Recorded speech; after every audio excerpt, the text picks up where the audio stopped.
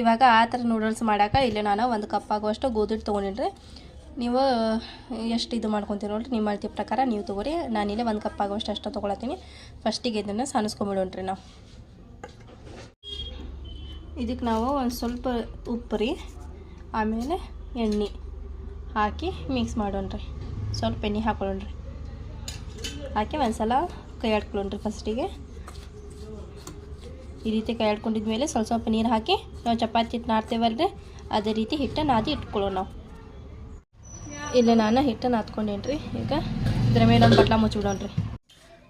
ಇಲ್ಲಿ ಇವಾಗ 1-2 ನಿಮಿಷ ನಾನು ಹಿಟ್ಟು ಬಿಟ್ಟಿದ್ದೆ ರೀ. ಇವಾಗ ಒಂದು ಸಲ ಚಲೋ ಹೊತ್ತಿಗೆ ಮಿದ್ಕೊಳ್ಳೋಣ್ರಿ. ಈ ರೀತಿ ಇನ್ನೊಂದು ಸಲ ಈ ರೀತಿ ನಾದ್ಕೊಂಡು ಇವಾಗ ಸಣ್ಣ ಸಣ್ಣ ಉಳ್ಳಿ ಮಾಡ್ಕೊಳ್ಳೋಣ್ರಿ. ಉಳ್ಳಿ ಮಾಡಿ ನಾವು ಚಪಾತಿ ಮಾಡ್ತೇವಲ್ರಿ, ಅದೇ ರೀತಿನ ಚಪಾತಿ ಮಾಡ್ಕೊಳ್ಳೋಣ. ಒಂದ್ರೊಳಗೆ 3 ಹಾಕೋರಿ, 3 ಮಾಡ್ತೀನಿ ರೀ ನಾನು. ಇಲ್ಲಿ ಇವಾಗ ಒಂದು ಬಾಳ್ಗೆಕಾಯಿ ಇಟ್ಟಿರಿ ನಾನು ನೀರು ಹಾಕಿ. ಅದು ಕುತ್ತಪ್ಪ ಅಂತಂದ್ರೆ ನಾವು ಇದು ಚಪಾತಿ ಮಾಡಿ ಇಟ್ಕೊಂಡೇಳ್ರಿ. ನಾನು ಇಲ್ಲೇ ಒಂದೇ ಮಾಡೇನ್ರಿ, ಯಾಕಂದ್ರೆ ನಮ್ಮ ವರ್ಷ ಬಿರಿಯಾನಿ ಮಾಡಲ್ಲ, ಬಿರಿಯಾನಿ ತಿನ್ಬೇಕಲ್ಲ ರೀ, ಹಾಗಾಗಿ ಇದೊಂದು ಮಾಡೇನ್ರಿ. ಇವಾಗ ಇದು ನೀರು ಕುದಿಲಿ ರೀ. ಇಲ್ಲಿ ನೋಡ್ಬೋದು ನೀವು ನಮ್ಮದು ನೀರು ಕುದಿಯತೈತ್ರಿ. ಈಗ ನಾವೇನು ಚಪಾತಿ ಮಾಡಿ ಇಟ್ಕೊಂಡೇವಲ್ರಿ, ಇದನ್ನು ಹಾಕ್ಬಿಡೋಣ್ರಿ ಇದ್ರೊಳಗೆ. ಇಲ್ಲಿ ನಾನು ಊಟಕ್ಕೆ ಒಂದು ಉಳ್ಳಾಗಡ್ಡಿ ಆಮೇಲೆ ಒಂದು ಮೆಣಸಿನ್ಕಾಯಿ ಹೆಚ್ಚಿ ಇಟ್ಕೊಂಡೇನ್ರಿ. ಇದ ಬಾಳಿಗೆ ನಾನು ಮತ್ತೆ ಕಾಯ್ಕಿಟ್ಟೇನೆ. ಇದಕ್ಕೆ ಸ್ವಲ್ಪ ಎಣ್ಣೆ ಹಾಕೊಳ್ಳೋಣ್ರಿ. ಇವಾಗ ನಾನು ಅದು ಗೋಧಿ ಹಿಟ್ಟು ಆ ರೀತಿ ಮಾಡ್ಕೊಂಡು ಈ ರೀತಿ ಉದ್ದದಾಗೆ ಕಟ್ ಮಾಡಿ ಇಟ್ಕೊಂಡೆ ನೋಡಿರಿ ನೂಡಲ್ಸ್ ಜೊತೆ. ಇಲ್ಲಿ ನಮ್ಮದು ಎಣ್ಣೆ ಬಿಸಿ ಆಗೈತಿ. ಉಳ್ಳಾಗಡ್ಡೆ ಮತ್ತು ಮೆಣಸಿನ್ಕಾಯಿ ಹಾಕೋಣ. ಆಮೇಲೆ ಇದಕ್ಕೆ ಸ್ವಲ್ಪ ಡಾರ್ಕ್ ಸಾಸ್ ಹಾಕೊಳ್ಳೋಣ್ರಿ. ಆಮೇಲೆ ಸ್ವಲ್ಪ ರೆಡ್ ಚಿಲ್ಲಿ ಸಾಸ್, ಆಮೇಲೆ ಸ್ವಲ್ಪ ರುಚಿ ತಕ್ಕಷ್ಟು ಉಪ್ಪು. ಇವಾಗ ನಾವು ಸ್ವಲ್ಪ ಉಪ್ಪು ಹಾಕೊಳ್ಳೋಣ್ರಿ. ಉಪ್ಪು ಹಾಕಿ ಇವಾಗ ಕೈ ಆಡೋಣ್ರಿ. ಈ ರೀತಿ ಮಿಕ್ಸ್ ಮಾಡ್ಕೊಳ್ಳೋಣ್ರಿ.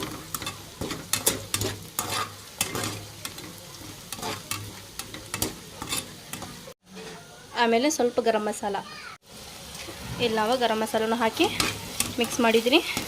ಮಿಕ್ಸ್ ಮಾಡಿ ಇವಾಗ ಸ್ವಲ್ಪ ಹೊತ್ತಿಗೆ ಗ್ಯಾಸ ಲೋ ಫ್ಲೇಮ್ದೊಳಗೆ ಇಟ್ಕೊಳ್ಳೋಣ್ರಿ. ಫುಲ್ ಲೋ ಫ್ಲೇಮ್ದೊಳಗೆ ಇಟ್ಕೊಂಡು ನಾವೇನಿದು ಉದ್ದಿಗೆ ಕಟ್ ಮಾಡಿ ಇಟ್ಕೊಂಡೇವಲ್ರಿ, ಇದನ್ನು ಹಾಕಿದ್ರೊಳಗೆ ಮಿಕ್ಸ್ ಮಾಡೋಣ. ಇಲ್ಲಿ ನಾವು ಇದನ್ನು ಹಾಕೊಂಡಿರಿ. ಇವಾಗ ಮಿಕ್ಸ್ ಮಾಡೋಣ. ಇದು ಮುದ್ದಿಗಟ್ಟಿ ಆಗಿರ್ತೈತ್ರಿ ಇದು, ಹಾಗಾಗಿ ಮೆಲ್ಲ ಮೆಲ್ಲಾಗಿ ಮಿಕ್ಸ್ ಮಾಡ್ಕೊತ ಇರ್ಬೇಕ್ರಿ ಇದು. ಇಲ್ಲಿ ನಾನು ಇದು ಮಿಕ್ಸ್ ಮಾಡಿದ್ದೆ. ಸಿಂಪಲ್ಲಾಗಿ ನಮಗೇನಪ್ಪ ಇದು ಮಾಡ್ಕೊಂಡು ತಿನ್ನೋಕ್ಕೇನು ಇಲ್ಲಲ್ಲ ಅಂತಂದಾಗ ಇದನ್ನು ನೀವು ಮಾಡ್ಕೊಂಡು ತಿನ್ಬೋದು ರೀ. ನೋಡೋಕೆ ಇಷ್ಟು ಇದು ಸಿಂಪಲ್ ಗತೆ ಕಾಣತೈತೆ ರೀ, ಆದರೆ ಇದು ತಿನ್ನೋಕೆ ಟೇಸ್ಟ್ ಭಾಳ ಸೂಪರ್ ಆಗಿರ್ತೈತೆ ರೀ, ರುಚಿಯಾಗಿರ್ತೈತೆ ರೀ. ನೀವು ಮಾಡ್ಕೊಂಡು ಒಂದು ಸಲ ಟ್ರೈ ಮಾಡಿರಿ ಮನೆ ಒಳಗೆ. ಇವಾಗಿದು ಒಂದು ಬಟ್ಟದೊಳಗೆ ಸರ್ವ್ ಮಾಡ್ಕೊಳ್ಳೋಣ್ರಿ. ಇದು ನೋಡ್ರಿ, ಇಲ್ಲ ನಮ್ಮದು ಸೂಪರಾಗಿ ಈವ್ನಿಂಗ್ ಸ್ನ್ಯಾಕ್ಸ್ ರೆಡಿ ಆಯ್ತು. ನೀವು ಒಂದು ಸಲ ಟ್ರೈ ಮಾಡಿ ಹೇಳಿರಿ ನನಗೆ ಹೆಂಗಾಗೈತೆ ಅಂತ ಹೇಳಿ.